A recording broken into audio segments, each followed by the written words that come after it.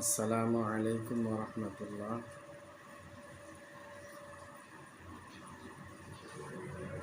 আশা করি আপনাদেরকে আল্লাহ রাব্বুল আলামিনে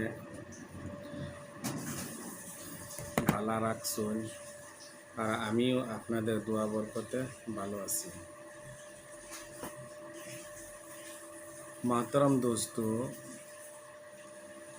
আল্লাহ রাব্বুল আলামিনে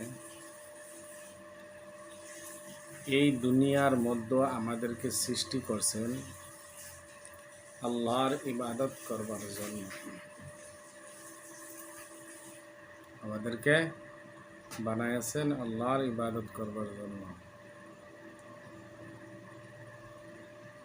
মোহতরম দোস্তর বুজুর্গ,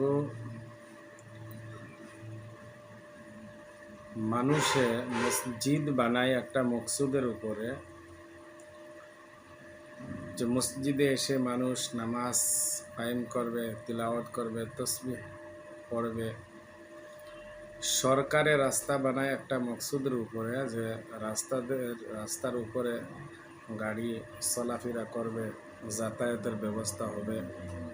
ঠিক তদ্রূপ হিসাবে আল্লাহ রাব্বুল আলামিনে আমাদেরকে সৃষ্টি করেছেন একটি মকসুদের উপরে। মকসুদটি হলো আউযু বিল্লাহি মিনাশ শাইতানির রাজিম, বিসমিল্লাহির রহমানির রহিম, ওয়ামা খালাকতুল জিন্না ওয়াল ইনসা ইল্লা লিয়াবুদুন। আল্লাহ রাব্বুল আলামিনে ফরমান যে জিন আর ইনসানরে সৃষ্টি করছে ইবাদত করবার জন্য। ইবাদত বলকে যে সব সময় মসজিদ মাদ্রাসার মধ্যে বা দিনের কামের মধ্যে পড়িয়া থাকা এরকম না। টাইম টু টাইম কিছু টাইম আছে আল্লাহর ইবাদত করবার জন্য।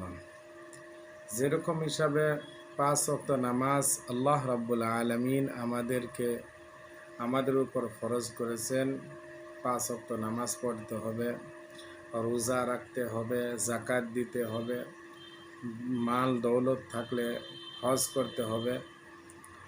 মহতরম দোস্তর বুজুর্গ, এখন আমরা চিন্তা করি আমরা কতটুক আল্লাহর ইবাদত করতেছি।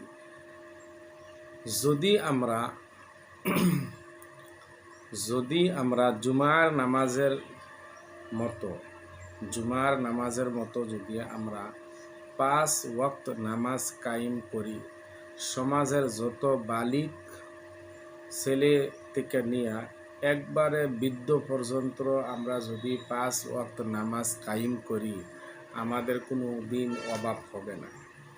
আমাদেরকে কেউ অ্যাটাক করতে পারবে না, আমাদেরকে কেউ গালিগালাজ করতে পারবে না। আমাদের শক্তি আল্লাহ রাব্বুল আলামিনে দিয়ে দিবে। আমাদেরকে সবাই ভালোবাসবে। যেহেতু যদি আমরা আল্লাহর নাফরমান বান্দা হই, তাহলে আমাদের উপর সব সময় গজব শুরু হবে।